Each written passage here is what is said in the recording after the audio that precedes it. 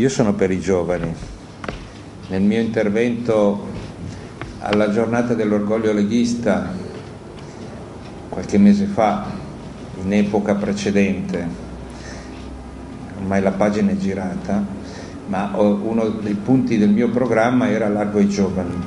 Non sono un giovanilista o un nuovista, l'esperienza conta, è importante, e nella Lega abbiamo la possibilità di mettere insieme esperienza, battaglie fatte, progetto e tanti giovani capaci, e dimostrano di essere capaci perché governano le regioni. Qui ne abbiamo Roberto Cote e Andrea Gibelli, Luca Zaia, Flavio Tosi, Matteo Salvini, giovani capaci, leghisti, con un'anzianità in Lega che garantisce che hanno le idee chiare, e gente molto concreta. Quindi non so poi cosa succederà in casa PD, e non mi interessa, mi basta e avanza capire che cosa succede in casa Lega. Noi non abbiamo questo problema, perché il rottamatore Renzi se la deve vedere con un conflitto interno al PD. Noi abbiamo risolto le questioni, abbiamo fatto un congresso federale a cui hanno partecipato i delegati eletti dai congressi nazionali, a loro volta eletti dai congressi provinciali, a loro volta eletti dai congressi di sezione, quindi altro che le primarie del PD, una iperselezione in casa nostra, e la svolta l'abbiamo fatta, abbiamo girato pagina, abbiamo iniziato la nuova fase che vedrà i giovani, un nuovo gruppo dirigente della Lega. Dimenticavo Elena Maccanti, che è vice segretario federale, che è qui seduta vicino a me, che ha una responsabilità straordinaria, quella di coordinare l'azione dei sindaci, degli amministratori degli enti locali. Lì noi pescheremo il nuovo gruppo dirigente, giovani amministratori capaci di affrontare i problemi concreti e non di volare ad alta quota dove l'aria è troppo rarefatta, e è un grande futuro. Noi ce l'abbiamo il futuro, non è un'icona Renzi e dietro di lui chissà chi c'è. Noi abbiamo i giovani al plurale, abbiamo tanti giovani capaci, concreti, su cui io voglio assolutamente investire. Prego. Avete sottolineato più volte nella presentazione che questo è un punto di svolta per la Lega, e in effetti da quello che dite le novità sono proprio tante. Tra le novità io ne ho colte un'altra, è che mi sembra che sia il primo appuntamento importante, epocale della Lega, nel quale Umberto Bossi non ha un ruolo di primo piano. L'avete invitato, verrà anche lui. E poi volevo chiedere a margine di questo, se nella fase preparatoria di questi 2 giorni avete avuto la collaborazione, l'adesione di soggetti che non appartengono al mondo leghista tradizionale, insomma università, ricercatori, chi volete voi. Sì, è un appuntamento importante, lei l'ha definito epocale, e io mi limito molto concretamente a dire che è una novità, è una cosa nuova, non l'abbiamo mai fatto nella Lega. Abbiamo fatto tante importanti iniziative, ma una cosa così no.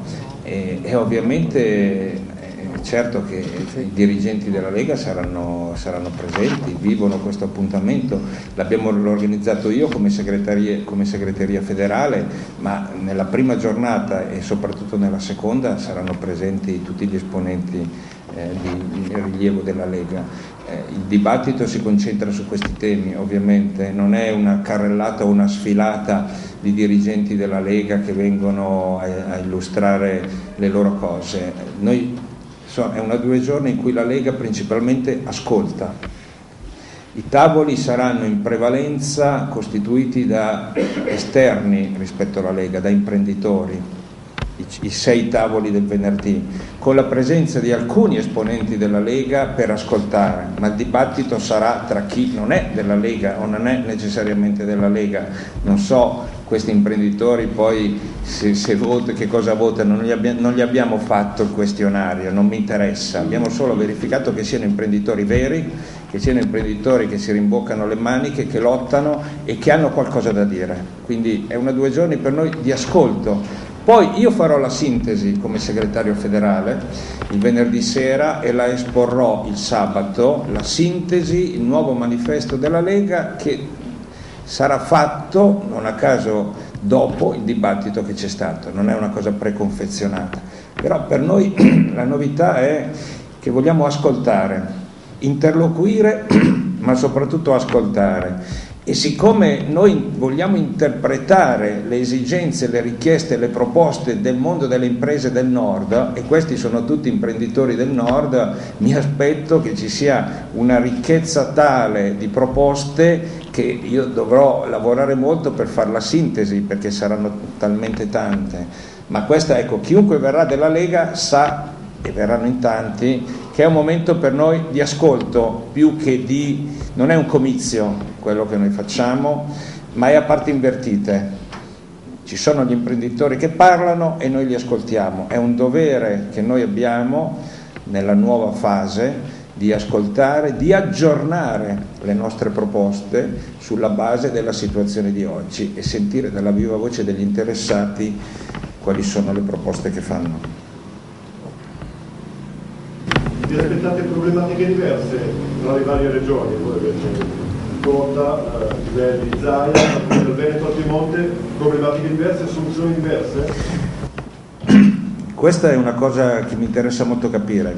Gli imprenditori verranno da tutte le regioni del nord, da Piemonte, Lombardia, Veneto, dal Friuli, dall'Emilia, dalla Liguria, dal Trentino e dalla Toscana anche. Io sono convinto che c'è un tessuto economico omogeneo in tutte queste aree, che è l'imprenditorialità, che caratterizza proprio la struttura economica del nord, la piccola e media impresa, l'impresa familiare, il capannone sotto e sopra c'è l'appartamento dove vive l'imprenditore, marito, moglie, figli che lavorano poi nel capannone. E quindi i problemi sono più o meno analoghi, però anche questo è un momento per noi importante, perché noi partiamo da questo presupposto, che l'imprenditore di Cuneo ha più o meno gli stessi problemi dell'imprenditore di Pordenone, con molte sfumature probabilmente che in questa occasione io voglio che siano evidenziate, no? Per capire, noi siamo un partito federalista e per noi il punto di riferimento è il territorio, non l'ideologia, non andare per forza al governo perché se no, oddio, se sto all'opposizione, per noi è il territorio, e articolare la proposta politica sul territorio vuol dire tener conto proprio delle differenze, no? Ci sono... Probabilmente sì, sono così rilevanti da rendere disomogeneo il Piemonte dal Friuli? No, questa è la nostra forza, è la nostra scommessa, però valutare e evidenziare le differenze è utile anche per noi per definire una proposta diversa, tenendo conto che noi in 4 regioni, Piemonte, Lombardia, Veneto e Friuli, siamo il governo, noi come Lega, no? Quindi il ruolo delle regioni anche nell'affrontare la crisi è fondamentale. Tener conto di queste differenze è molto utile. Segretario, alla luce di quello che sta accadendo nella regione Lazio, il sottosegretario Polillo ha detto: accanto al rigore politico-finanziario è necessario il rigore morale, altrimenti si rischia il cortocircuito. Certamente dalla classe imprenditoriale c'è la richiesta anche il problema della qualità della classe dirigente di questo Paese. La Lega che cosa può rispondere da questo punto di vista, visto che insomma ha i suoi problemi li ha avuti?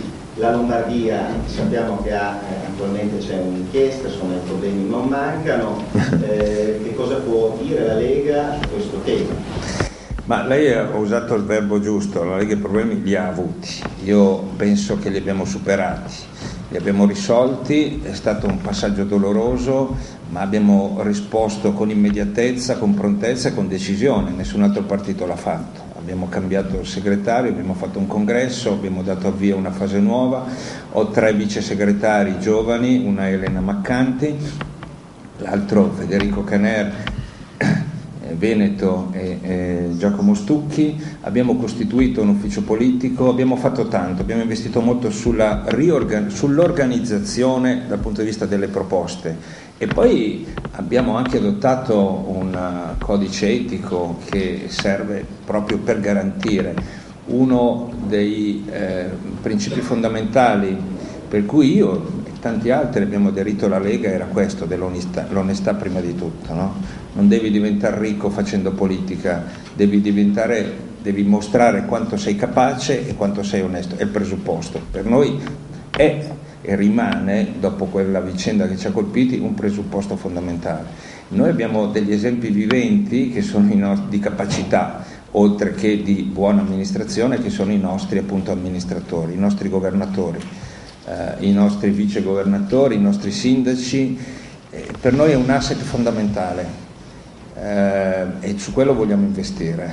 Rigore, capacità e coerenza con il progetto della Lega sono le tre componenti che io voglio nei nostri amministratori, e dalla ricognizione che ho fatto mi sembra di poter dire che posso considerarmi molto soddisfatto del panorama che riguarda questo tipo di caratteristiche tra i leghisti.